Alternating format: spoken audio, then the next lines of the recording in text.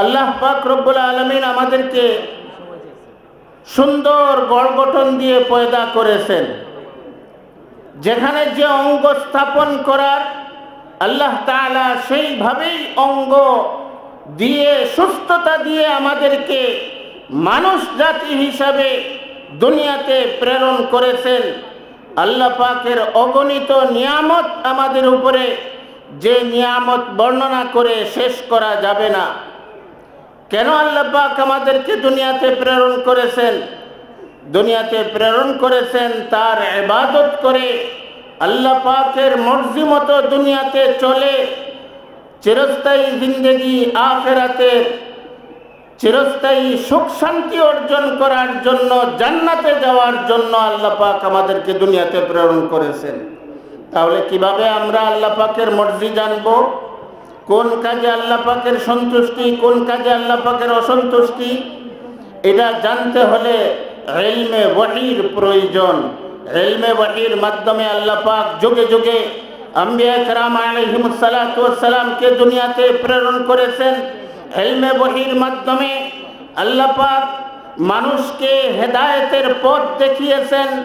ইলমে ওয়াহির মাধ্যমে দুনিয়াতে মানুষ কিভাবে সুখ শান্তি অর্জন করবে, দুনিয়াতে কিভাবে মানুষ সফলতা অর্জন করবে, আর চিরস্থায়ী জিন্দেগিতে কিভাবে সফলতা অর্জন করবে, আল্লাহ পাক একমাত্র ইলমে ওয়াহির মাধ্যমেই জানিয়েছেন। এই ইলমে ওয়াহির ধারক বাহক হলেন আম্বিয়া কেরামের পরে উলামায়ে কেরাম। তাই আল্লাহর হাবিব ইরশাদ করেন, আল উলামা ওয়ারাসাতুল আম্বিয়া, উলামায়ে কেরাম হলেন আম্বিয়া কেরামের উত্তরাধিকারী। ওয়া ইন্নাল আম্বিয়া লাম ইউয়ারিসু দিনারাম ওয়ালা দিরহামা, আম্বিয়া কেরাম কোনো টাকা পয়সার উত্তরাধিকারী বানান না।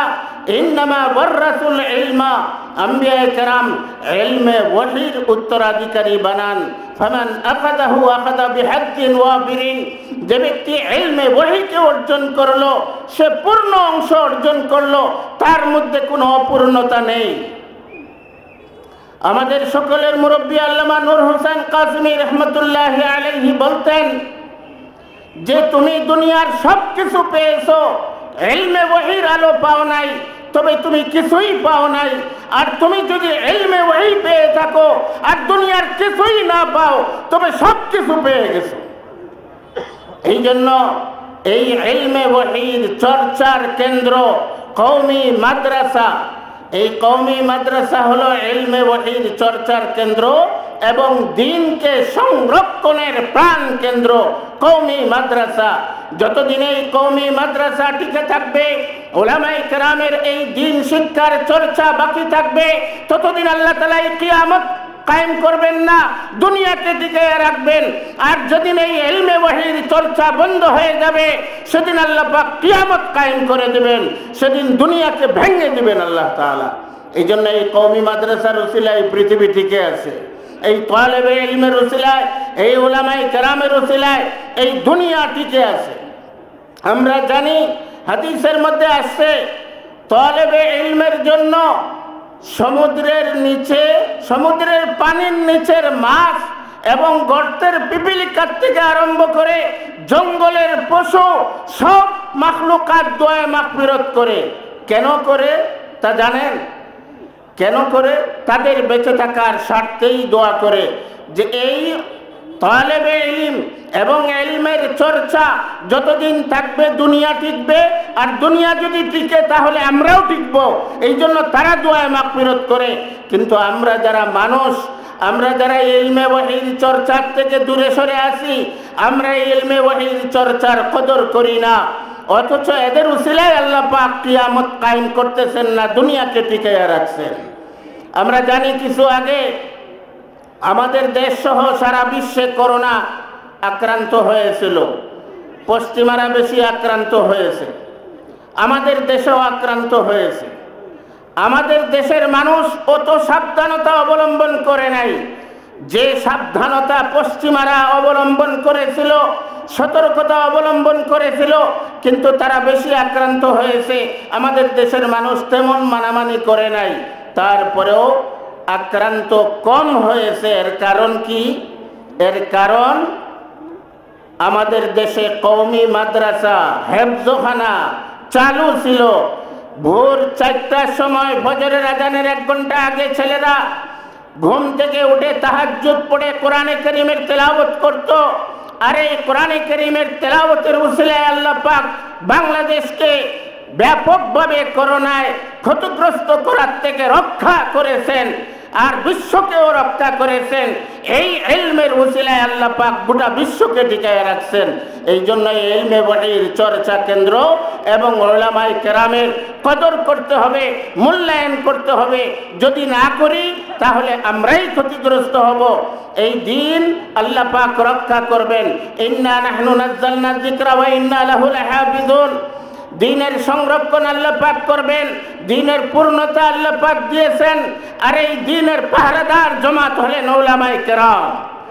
যতদিন উলামায়ে কেরাম থাকবেন ততদিন দ্বীন সংরক্ষিত থাকবে। আর যেদিন উলামায়ে কেরাম থাকবে না, যেদিন ইলমের চর্চা থাকবে না, দ্বীন সংরক্ষিত থাকবে না। আমরা জানি একটা দেশের স্বাধীনতা সার্বভৌমত্বের রক্ষার কাজে সেনাবাহিনী নিয়োজিত থাকে।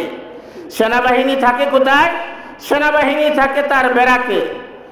যখন দেশ আক্রান্ত হয় তো সেনাবাহিনী তার ব্যারাক থেকে বের হয়ে এই দেশকে রক্ষা করার জন্য, স্বাধীনতা সার্বভৌমত্ব রক্ষা করার জন্য মাঠে নেমে যায়।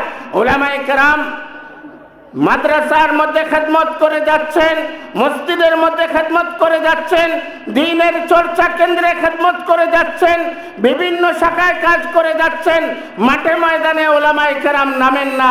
মাঠে ময়দানে তখনই নামবেন যখন দ্বীনের উপরে কেউ আক্রমণ করবে, দ্বীনের উপরে কেউ আঘাত আনবে। উলামায়ে কেরামের দায়িত্ব হয়ে যায় ওই সেনাবাহিনীর মতো ব্যারাক থেকে বের হয়ে মাঠে নেমে আসা। উলামায়ে কেরামের দায়িত্ব সম্পর্কে হাদিসের মধ্যে আছে, ইয়াহমিলু হাযাল ইলমা মিন কুল্লি খালাফিন উদুলুহু। এই ইলমের ধারক বাহক একদল নির্ভরযোগ্য এবং আস্থাভাজন লোকেরা হবে, যাদের দায়িত্ব হলো ইয়ানফুনা আনহু তাহরিফাল গালিন ওয়া ইনতিহালাল মুবতিলিন ওয়া তাওয়িলাল জাহিলিন। যারা এই দ্বীনের মধ্যে সীমা লঙ্ঘন করবে, যারা সংমিশ্রণ করবে আর যারা অপব্যাখ্যা করবে, তাদের এই সীমা লঙ্ঘনকে দূর করবে, তাদের এই সংমিশ্রণকে দূর করে হককে হক হিসাবে মানুষের সামনে তুলে ধরবে, বাতিলকে বাতিল হিসাবে চিহ্নিত করে মানুষের সামনে পেশ করবেন। উলামায়ে কেরামের এটা জিম্মাদারি। আমরা যখন বাতিলের বিরুদ্ধে কথা বলি তখন অনেক মানুষ মনে করে যে হুজুরদের কাজই হলো খালি কাদা ছোড়াছুড়ি করা। আসলে হুজুরদের কাজ কাদা ছোড়াছুড়ি করা নয়, বরং হুজুরদের কাজই হলো, উলামায়ে কেরামের জিম্মাদারি হলো হককে হক হিসাবে মানুষের সামনে তুলে ধরা, বাতিলকে বাতিল হিসাবে চিহ্নিত করে মানুষের সামনে তুলে ধরা। এটা উলামায়ে কেরামের জিম্মাদারি। উলামায়ে কেরাম সেই জিম্মাদারি পালন করে যাচ্ছেন। আমাদের আকীদার মধ্যে কোনো ভুল ভ্রান্তি যদি কেউ ঢুকায়, যেমন কাদিয়ানীরা খতমে নবুয়তের উপরে যখন আঘাত এনেছে, উলামায়ে উম্মত এই কাদিয়ানীদের বিরুদ্ধে সোচ্চার ছিলেন, এখনো আছেন। তাহাফুজে খতমে নবুয়তের শিরোনামে আরো বিভিন্ন শিরোনামে কাদিয়ানীদের দাঁত ভাঙা জবাব দিচ্ছেন, কাদিয়ানীদের বিরুদ্ধে কথা বলতেছেন উলামায়ে কেরাম। এটা উলামায়ে কেরামের জিম্মাদারি। যে কোনো বাতিল দ্বীনের শিরোনামে, ইসলামের শিরোনামে মানুষের সামনে আত্মপ্রকাশ করবে, উলামায়ে কেরামের জিম্মাদারি ওই বাতিলকে বাতিল হিসাবে চিহ্নিত করা। এটা কাদা ছোড়াছুড়ি নয়, এটা উলামায়ে কেরামের জিম্মাদারি। আর এইভাবেই জিম্মাদারি পালন করে আল্লাহ পাক উলামায়ে কেরামের মাধ্যমে এই দ্বীনকে সংরক্ষণ করে রাখছেন। এই জন্য এই কওমি মাদ্রাসার হেফাজত করা, কওমি মাদ্রাসার সহযোগিতা করা আমাদের দ্বীনি দায়িত্ব, আমাদের আমানত, আমাদের কর্তব্য। যদি আমরা এটা করি তাহলে দুনিয়াতেও শান্তিতে থাকতে পারবো, আখিরাতের মধ্যেও চিরস্থায়ী সুখের অধিকারী হয়ে যাব। আল্লাহ পাক আমাদের সবাইকে এই সংক্ষিপ্ত কথা বোঝার এবং আমল করার তৌফিক দিন। ওয়া আখিরু দাওয়ানা আলহামদুলিল্লাহি রাব্বিল আলামিন।